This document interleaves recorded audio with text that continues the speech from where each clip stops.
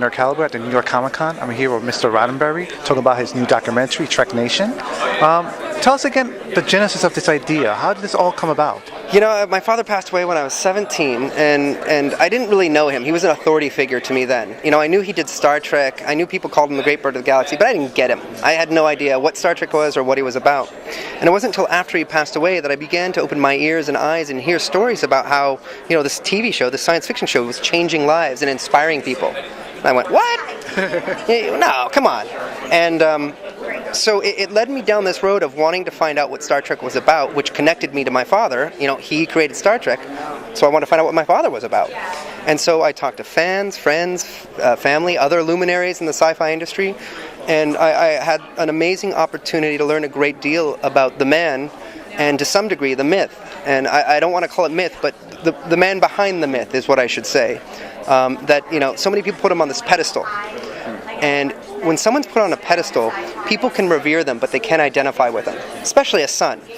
So this was a journey to humanize Gene Roddenberry, to humanize my father, hear all the good.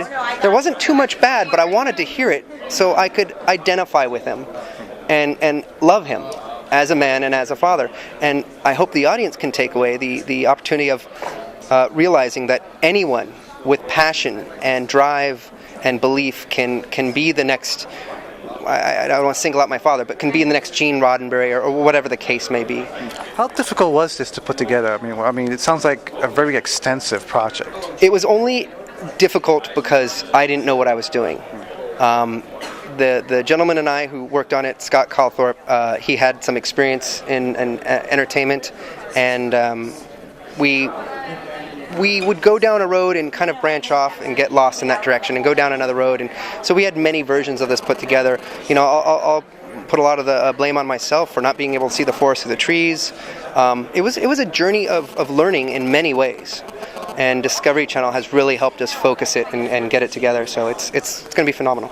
Were there any interviews that you did for this documentary that you were like, oh man, I hope this works out? Or were you like any starstruck, anything like that happen? All of that happened. I mean, sitting down with George Lucas, of course I was starstruck.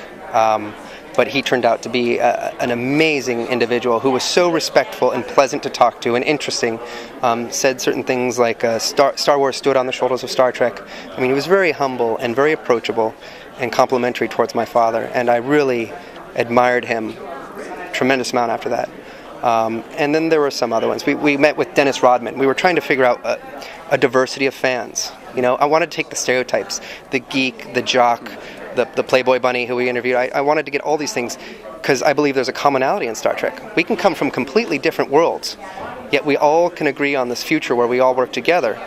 Well, that's a great message there. So Dennis Rodman was interesting. He didn't make it in, but he has some powerful stories of his own.